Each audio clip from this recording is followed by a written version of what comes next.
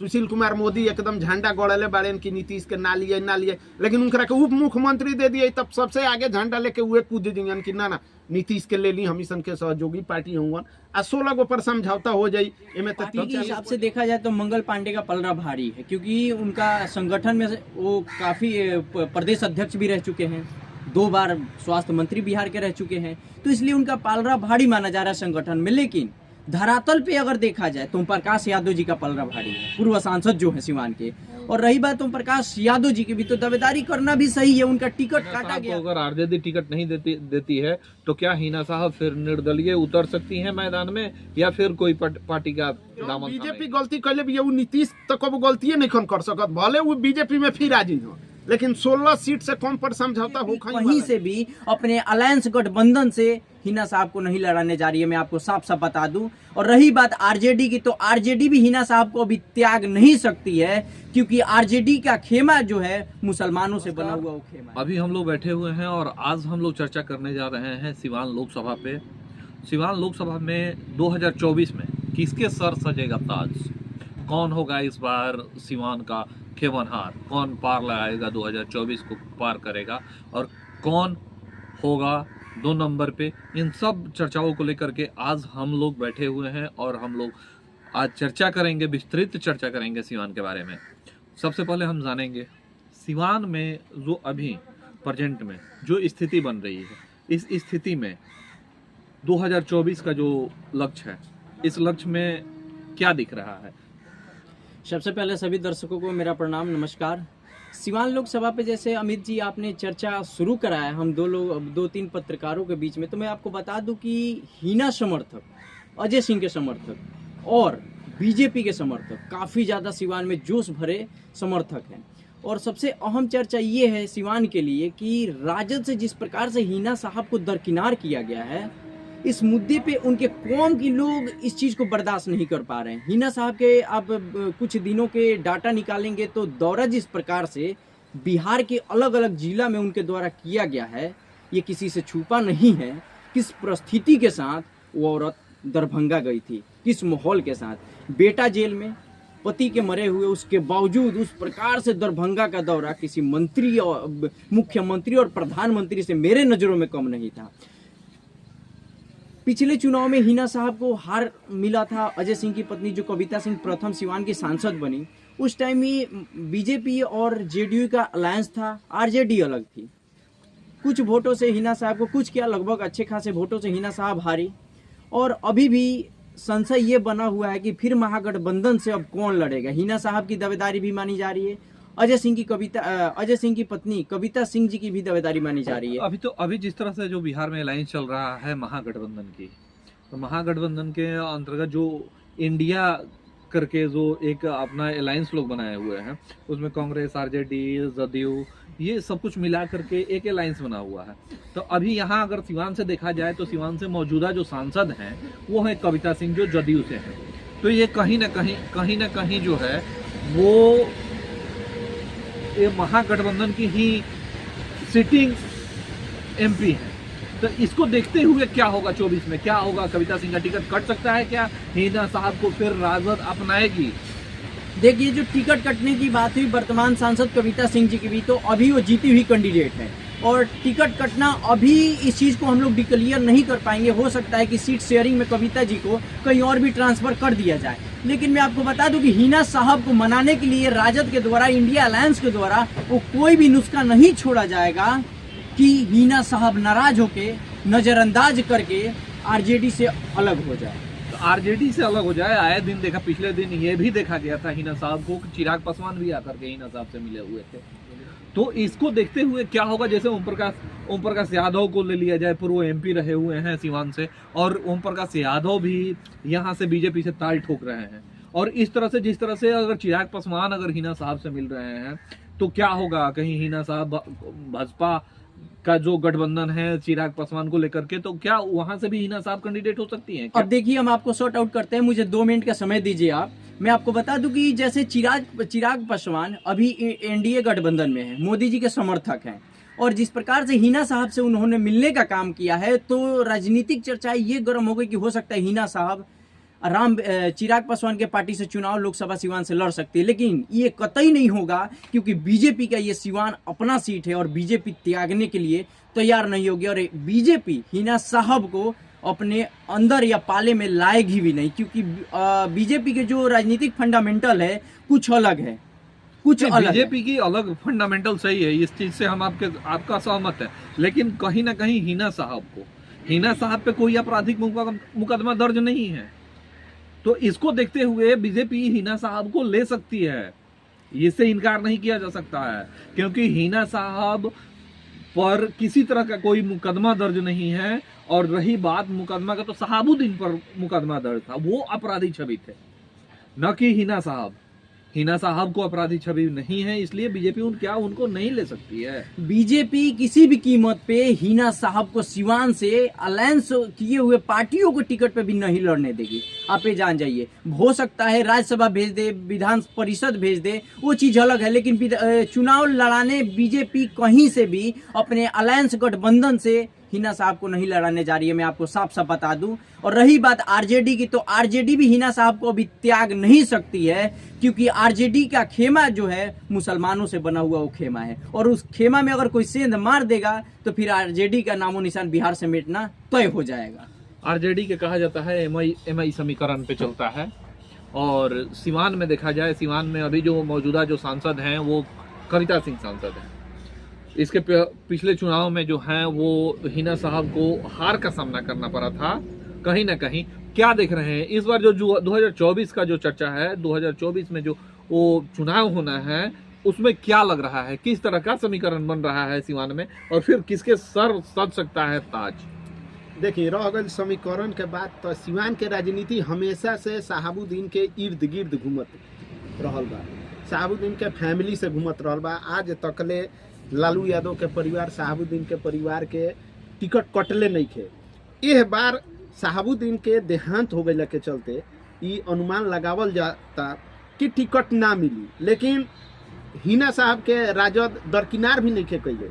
आए दिन रउआ देख लो कि हिना साहब के तरफ से भी आज तकले राजद के बारे में कुछ नहीं के बोलल गई। भले हिना समर्थक लोग बोलता कि राजद से हिना साहब लड़ी हैं, लेकिन मामला एजा फंस जाता नीतीश कुमार के लगे। नीतीश कुमार के लगे ऑलरेडी पहले से 16 गो सांसद बाड़े, और कोनो कीमत पर 16 गो से कम पर लड़े के रउआ परसों के स्टेटमेंट सुन ले होके जदयू के आ चुकल बावे कि 16 गो से कम सीट पर हमरा कहीं लड़ही के नहीं खे। अब ये से 16 गो के बाद अगर केहू के अगर तारा टिकट देवे के होके, कांग्रेस होके या तो 16 गो में जो है वो सिवान भी है, जदयू का सिटिंग सीट, जदयू तो क्या सिटिंग सीट को काट करके हिना साहब को फिर जौन बीजेपी गलती कैले भी वो नीतीश तो कब गलती नहीं कर सकत, भले वो बीजेपी में फिर राजी हो, लेकिन 16 सीट से कम पर समझौता होखई वाला नहीं थे। वो साफ जदयू अपन क्लियर कर देले भी। लेकिन दिल्ली में एक बैठक चल रही है, आज दिल्ली में एक बैठक भी चल रही है जिसमें कांग्रेस और राजद दोनों अपने सीट शेयरिंग पे चर्चा कर रहे हैं, उसमें जदयू नहीं है। तो कहीं ना कहीं अगर इंडिया गठबंधन में अगर टूट होती है और नीतीश कुमार कहीं अलग लड़ते हैं, उस स्थिति में क्या बनेगा? देखिए, बिहार के राजनीति नीतीश कुमार के इर्द गिर्द में घूमता। अगर समीकरण महागठबंधन में नइखे बनल तब बीजेपी खातिर उनकरा खातिर दरवाजा खुलल बा। ई राजनीति में कुछ भी हो सकता। भले बीजेपी अभी कहे सुशील कुमार मोदी एकदम झंडा गड़ले बाड़े कि नीतीश के ना लिए, लेकिन उनकरा के उप मुख्यमंत्री दे दिए, तब सबसे आगे झंडा लेके उहे कूद दियन कि ना नीतीश के ले ली, हम सन के सहयोगी पार्टी होंगे, आ 16 गो पर समझौता हो जाई। एमे तो 3-4 गो पार्टी अगर नीतीश कुमार फिर पलटी मार देते हैं तो जिस तरह से ओम प्रकाश यादव फिर यहाँ से दावेदारी ठोक रहे हैं सिवान से, उस कंडीशन में क्या होगा?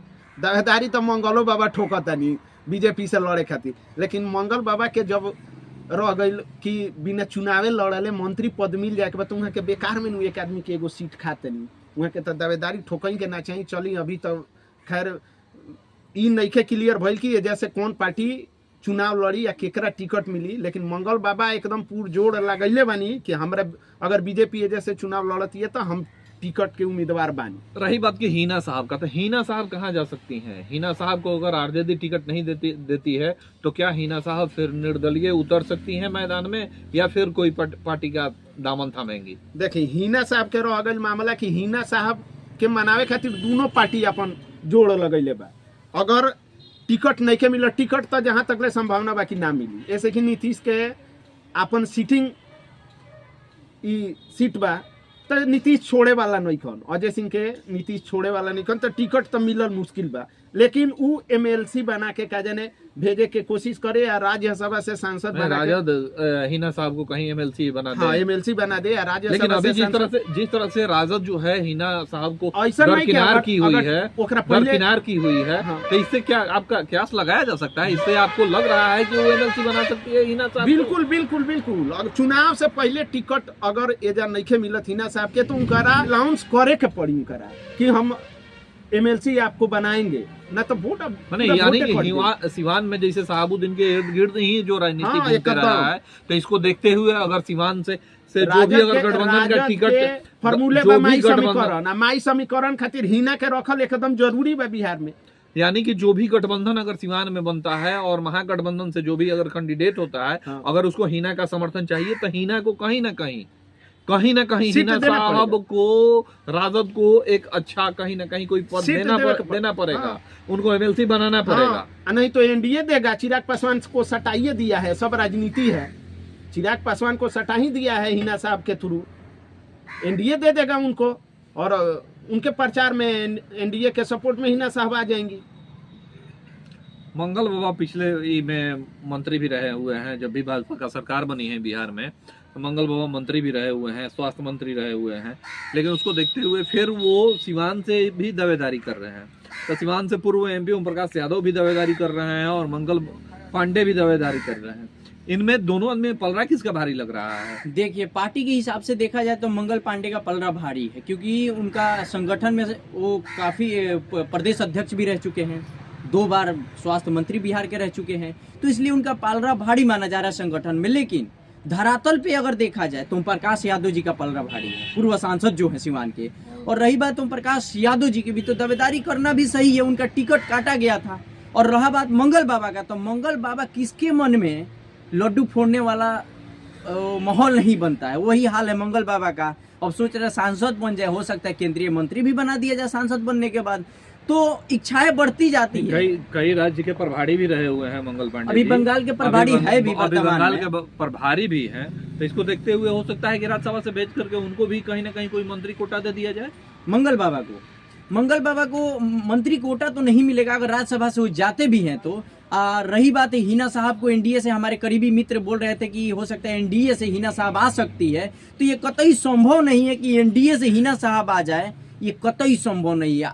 इर्द गिर्द जेडीयू और राजद के ही रहेगी। और रहा बात कविता सिंह का, तो उनका हो सकता है सीट ट्रांसफर कर दिया जाएगा, महाराजन से दे दिया जाएगा, फिर सिवान से लड़ा के हिना साहब को महाराजन से लड़ा दिया जाए। लेकिन ये महागठबंधन को कहीं ना कहीं छोड़ने नहीं जा रही है। इसका निर्णय शहाबुद्दीन परिवार के लिए निर्णय राजद ही लेगी, और शहाबुद्दीन परिवार भी कहीं राजद को अंततः तक छोड़ने वाला नहीं। आज तक स्टेटमेंट आप सुने हैं हिना साहब का किसी भी दल के विरुद्ध, प्रधानमंत्री और नीतीश कुमार उतने प्रताड़ना झेलने के बाद भी, पति की मृत्यु होती है, बेटा जेल में जाता है, 2 जिले की पुलिस खींचतान करती है, उसके बाद भी एक शब्द आपने मुख्यमंत्री के विरुद्ध में सुना है आपने? यही कारण है जैसे हम आपको बताए थे कि हिना साहब पर कोई भी आपराधिक मुकदमा नहीं है, तो इसलिए उसको बीजेपी लेने से पीछे नहीं हटेगी। अगर उस तरह से कोई बनता है तो चिराग पासवान को कहीं ना कहीं बीजेपी इसीलिए प्रमोट करके भेजी है कि वो चिराग पासवान के पार्टी से लेकर के उसको लड़ा सकती है बीजेपी।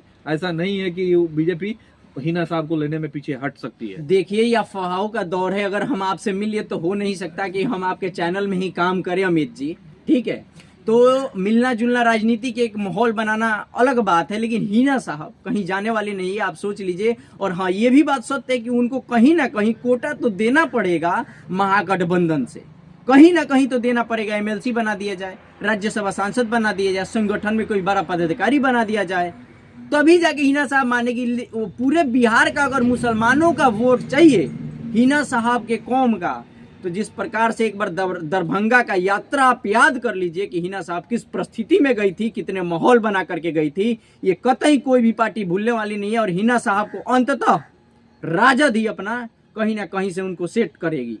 अभी देखा जाए तो फिर जो 2024 का जो है उस पर थोड़ा सा शॉर्ट हम लोग चर्चा कर रहे थे, और 2024 में तो आने वाला समय बताएगा किसको कहाँ से टिकट मिलता है, फिर कौन किस पार्टी से आ रहा है और किसकी सरकार बनती है 2024 में, कौन किसके सर सीवान का ताज सजेगा। लेकिन आपको अगर हमारा वीडियो अच्छा लगा हो तो आप प्लीज़ आप हमारे वीडियो को लाइक और सब्सक्राइब करें और शेयर करें। हमारे साथी पत्रकार निपुण सिंह हैं और हमारे साथी पत्रकार एक मिश्रा जी हैं। बहुत बहुत धन्यवाद।